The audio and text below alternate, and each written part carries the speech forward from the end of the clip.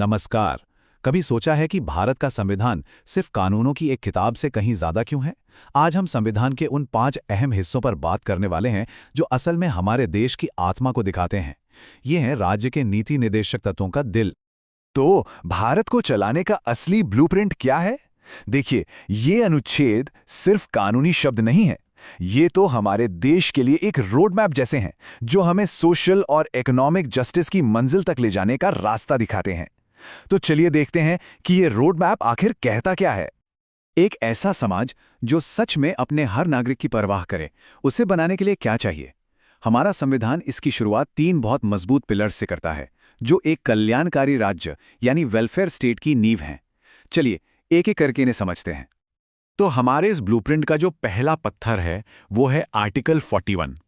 इसका जो मूल विचार है ना, वो ये है कि किसी भी हाल में कोई भी पीछे नहीं छूटना चाहिए। मतलब ये सोशल सिक्योरिटी के कॉन्सेप्ट की बात करता है। अच्छा, तो जमीनी स्तर पर इसका मतलब क्या हुआ? सोचिए, अगर कोई अपनी नौकरी खो दे या बीमारी की वजह से काम न कर पाए, तो आर्टिकल 41 कहता है कि सरकार को आगे आना होगा और ये पक्का करना होगा कि उनके पास जीने के लिए जरूरी सहारा हो। ये एक सोशल सेफ्टी नेट बनाने का वादा है। और ये जो कोट है ना, ये इसकी पूरी बात को एक लाइन में कह देता है। ये सिर्फ नियमों के बारे में नहीं है, बल्कि हर एक नागरिक के लिए एक सुरक्षित और सम्मान से भरे जीवन के विजन के बारे में है। अब आर्टिकल 41 की नींव पर ही आगे बढ़ते हुए आता है आर्टिकल 42, जो एक कदम और आगे जाता है। ये फोकस करता है डिग्निटी ऑफ लेबर पर, मतलब जहां लोग काम करते हैं वो जगह सुरक्षित और इंसानियत भरी होनी चाहिए। और यहीं पर हम देखते हैं कि कैसे संविधान का एक प्रिंसिपल असल जिंदगी में कानून बनकर सामने आता है। मैटरनिटी बेनिफिट एक्ट जैसे कानून सीधे सीधे आर्टिकल 42 से ही इंस्पायर होकर बने हैं, जो काम करने वाली माताओं को ठोस सुरक्षा देते हैं। तो आसान शब्दों में कहें तो आर्टिकल 42 हमारे समाज के वर्कर्स और खास तौर पर महिलाओं के लिए एक शील्ड, एक सुरक्षा कवच की तरह है। चलिए अब आते हैं हमारे सोशल वेलफेयर ब्लूप्रिंट के तीसरे पिलर पर, जो हमें सीधे इकोनॉमिक जस्टिस के दिल में ले जाता है। बात करते हैं आर्टिकल 43 की। यहाँ एक बहुत जरूरी फर्क है, इसे समझिए। एक होता है मिनिमम वेज, जो शायद किसी को सिर्फ जिंदा रखे, लेकिन लिविंग वेज का मतलब है जीने का हक। ये सिर्फ 2 वक्त की रोटी की बात नहीं है, बल्कि सम्मान से जीने और समाज में पूरी तरह से हिस्सा लेने की बात भी है।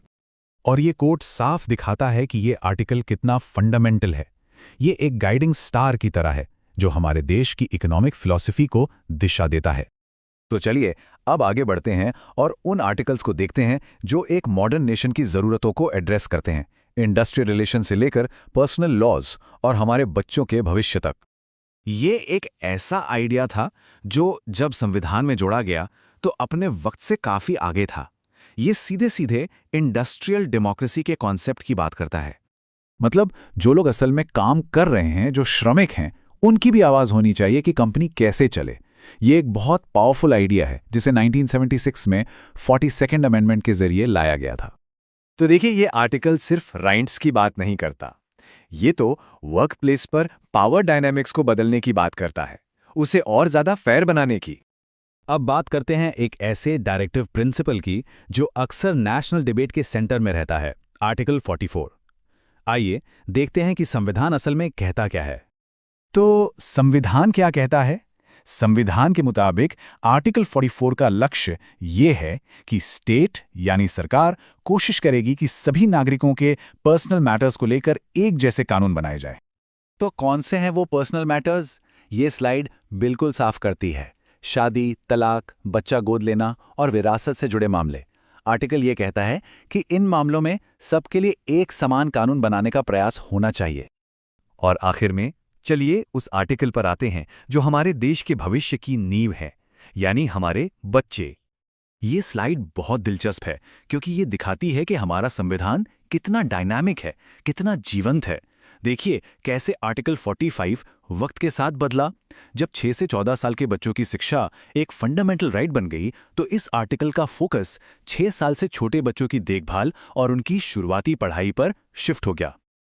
ये एक जबरदस्त एग्जाम्पल है कि कैसे संविधान का एक प्रिंसिपल जमीन पर असलियत बनता है। देश भर में जो आंगनवाड़ी कार्यक्रम और पोषण योजनाएं हैं, वो सीधे इसी आर्टिकल की सोच से निकली हैं। तो चलिए क्विक रिकैप हो जाए।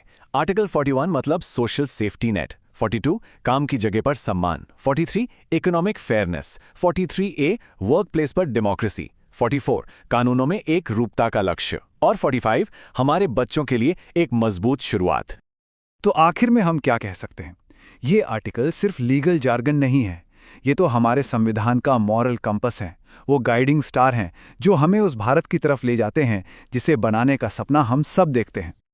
और ये हमें एक बहुत ही जरूरी सवाल पर लाकर छोड़ता है। अगर इन सिद्धांतों को आप कोर्ट में लागू नहीं करवा सकते, तो फिर इनकी असली ताकत क्या है? एक देश के कैरेक्टर और उसके कानूनों को बनाने में इनका क्या रोल है? इस पर सोचिएगा जरूर।